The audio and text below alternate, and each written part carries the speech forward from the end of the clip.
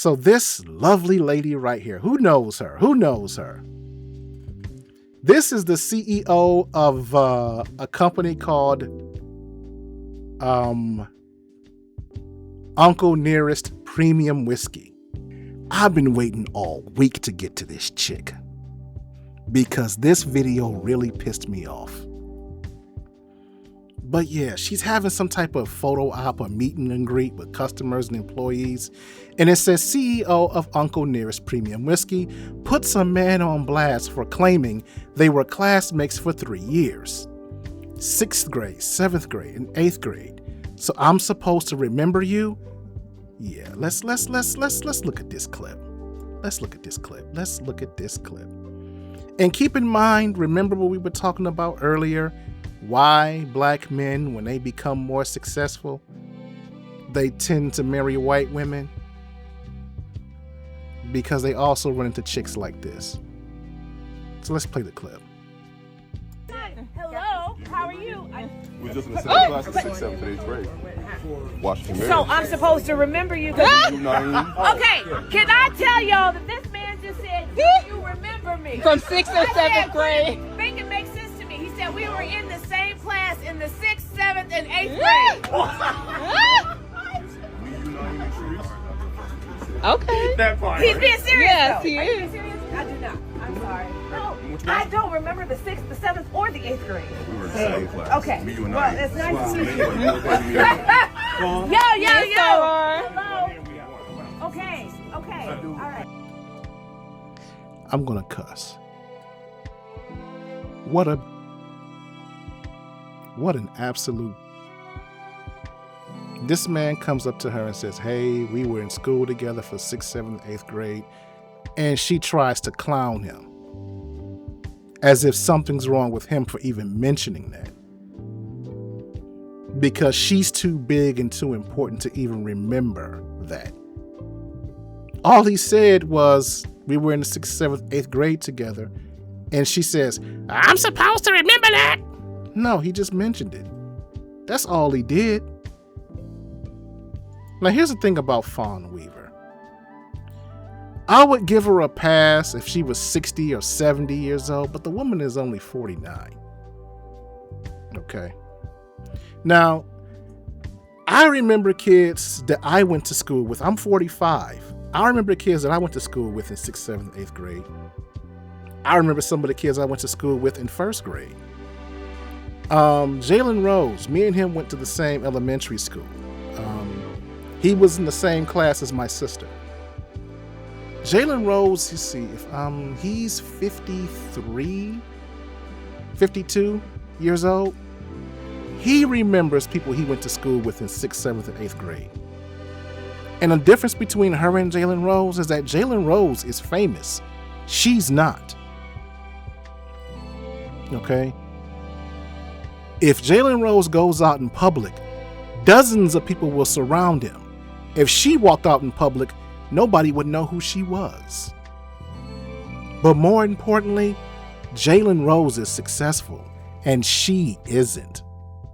But what do you mean, Layman? She is the CEO of a whiskey company. Okay. Former whiskey unicorn Uncle Nearest is struggling to survive after defaulting on $108 million in loans. So this woman isn't famous or successful. She's a failure. But she's trying to big up this guy because she don't remember him. Or she says she doesn't remember him. She didn't even ask his name before she went to clowning him. Didn't even try. Farm Credit Mid-America files $100 million, thanks for the pop-up, against Nearest Green Distillery requests receivership. So in other words, they want to take over the company and boot her out. But the point is, homegirl ain't doing too good. She's not doing too good. And for her to have that attitude, as hard as she's fallen on her face, is nothing pure less than delusional. And so it goes back to the question we were talking about earlier. What was the question? Go through I that, have a question, black man. Give it to me. As a black woman, it feels like that when black men get a certain amount of success, right, that you automatically go white woman. Why is that? Why is that? Because who would want to deal with this shit? You go out, work hard, make a success of yourself. You become something in the world, and you get this. You get a woman like this talking to you. Now, this is what happens a lot. How many times have you seen brothers shoot their shot, or you shot your shot at a woman, and you're polite and you're respectful, and her response is, ugh, what you coming over here for? You get that. That's what she's doing. She's publicly chastising him. He's not even trying to hit on her. But she's like, who are you, small man, to even come up to me? Don't you know who I am? I'm the CEO of a failed company. What are you? I'm $108 million in debt. This woman has what they call main character syndrome. She thinks she's bigger than what she actually is. And I give props to this brother. He wasn't mean. He didn't get mad. He didn't get rude. He stayed nice while she sat there trying to clown him, as you can hear the other hyenas in the background cackling. That's why when black men come up, they don't deal with women like her. That's why. That's why. Nobody wants to deal with this attitude. And you would think for all of her failure, she would be more humble. You know? But not even failure has changed her. Unbelievable. And I still can't get over that. You walking around acting like you big shit when you $100 million in debt. Where the hell do you get that much confidence? I wouldn't want to go outside if I failed that hard.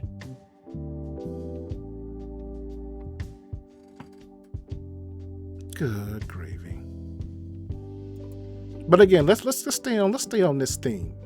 Again, why is it that when black men come up and they get famous, they don't want to deal with black women when they become successful? Who remembers this story? You got this woman right here. She's an influencer, and she took this woman's husband, and there he is dancing in the background. So this woman took her to court and won $1 million lawsuit against this woman for taking her man. Remember that story? Let's play it real fast. I was raised to respect the marriage. I was raised to respect God. Kira becoming emotional, thinking of the impact this has on her kids. It was horrible. Like, I can't, even right now, I don't like going out in public with my kids because I'll get stopped in the store.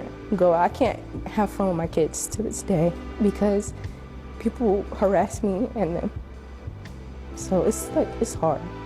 Attorney Robinetta Jones, who represented Montague, says the evidence of Kennard's actions, who has since married Montague's ex-husband, has consequences. I want people to be able to think, okay, Miss Montague won $1.75 million. Is that man worth it? Is that woman worth it? They will think now. The case capturing attention worldwide.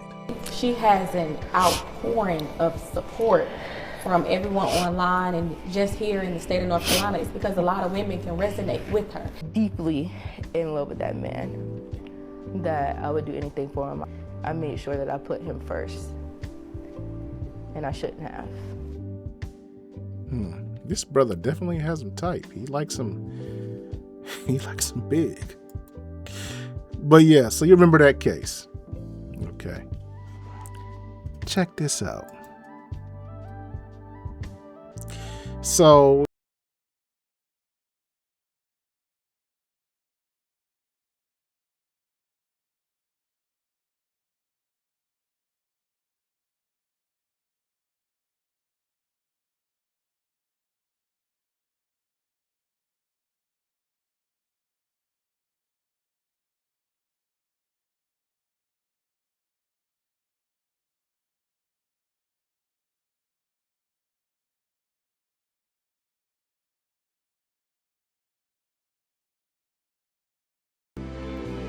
You hear the audience?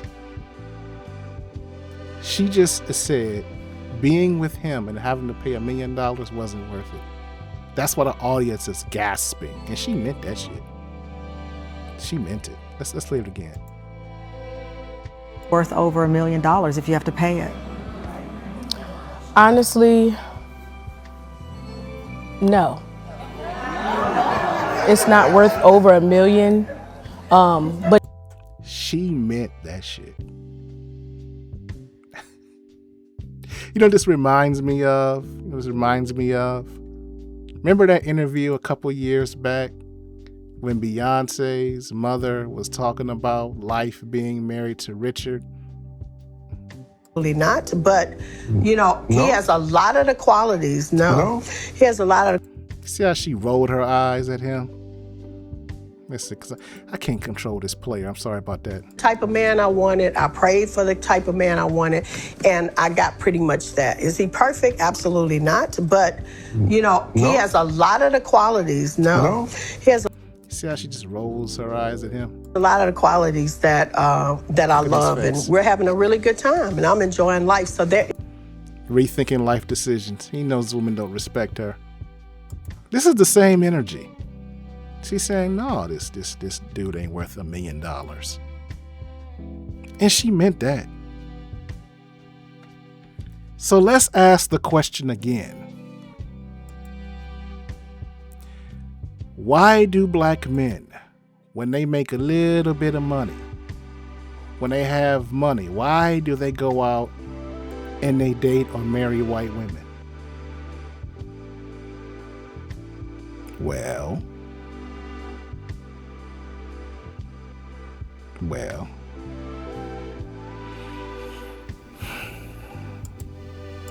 what did we see here? Disrespect. What do we see here? Lack of appreciation. Disrespect, lack of appreciation. It's like I was telling you when I was opening up the door for that white girl and I was coming out the gym.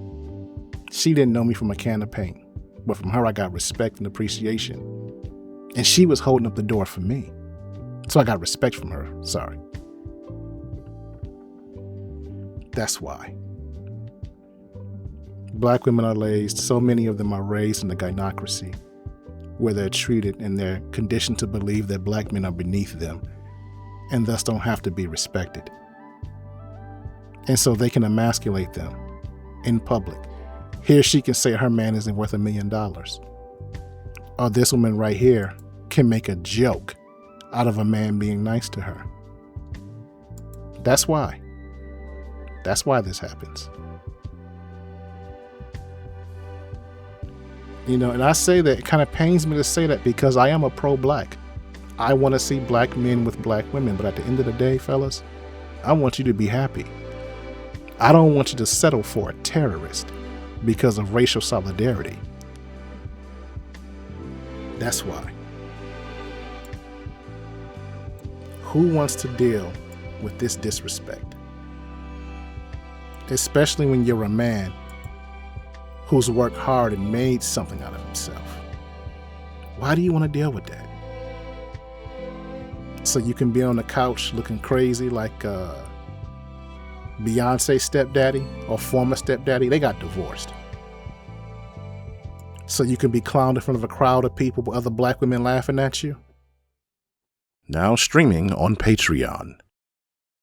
Layman's Journal, Chapter 271. If you've been following my content for a while now, you'd know I'm fascinated with human nature, specifically in regards to gender, and how differences in gender determine our behavior. But aside from gender, I also study group dynamics, and how they can influence human nature, and how the people we associate with largely determine the decisions we make. Because humans, just like cattle, wolves, and schools of fish, are pack animals, meaning we prefer to live and function within groups. That's why we live in cities, have circles of friends, and seek out relationships with the intent of creating families. And it isn't learned behavior It's instinctual. Studies have shown babies, shortly after they're born, require human touch. Researchers don't know why, but physical touch in the form of affection plays a critical role in infant development and survival, which is why doctors, as soon as a child is born, lie them on their mother's chest, and why fathers often take off their shirts when holding their children for the first time. It's something about that skin-to-skin contact that helps a child thrive. But women, more so than men, need the group dynamic. They can't live without a pack environment. Men, on the other hand, are more like lions. We're born into a pack, and we enjoy the social familiar structure. But we have our bachelor years. It's a season in our lives where we, as men, have to go it alone. Like young male lions who come of age, we leave the pride of our families, move away from our parents' homes, get our own place, grow and establish ourselves as men. For the most part, we ignore women during that time, so we can hone our skills, chase the bag, and improve ourselves mentally and physically before returning to create our own pride or family. But not women. Women stay within packs. Many move out of their parents' homes like men, but they stay close to family and seek out social groups. They don't leave to go through seasons of isolation to self-improve. They focus their energy on maintaining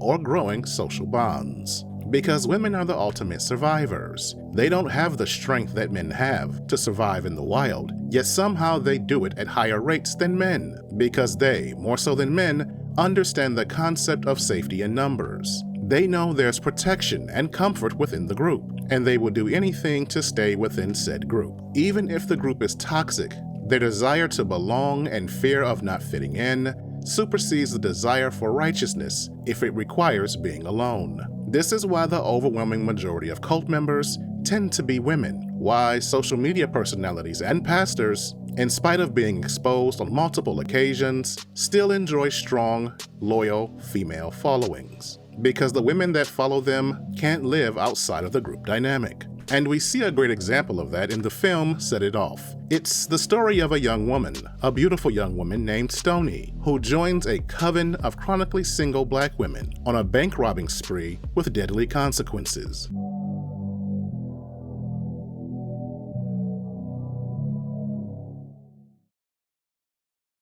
You've just seen a preview of my latest video, which you can watch now in its entirety, uncensored and without obstruction, exclusively on Patreon. Again, that's patreon.com/Laymans Journal. Hope to see you there. I'm out.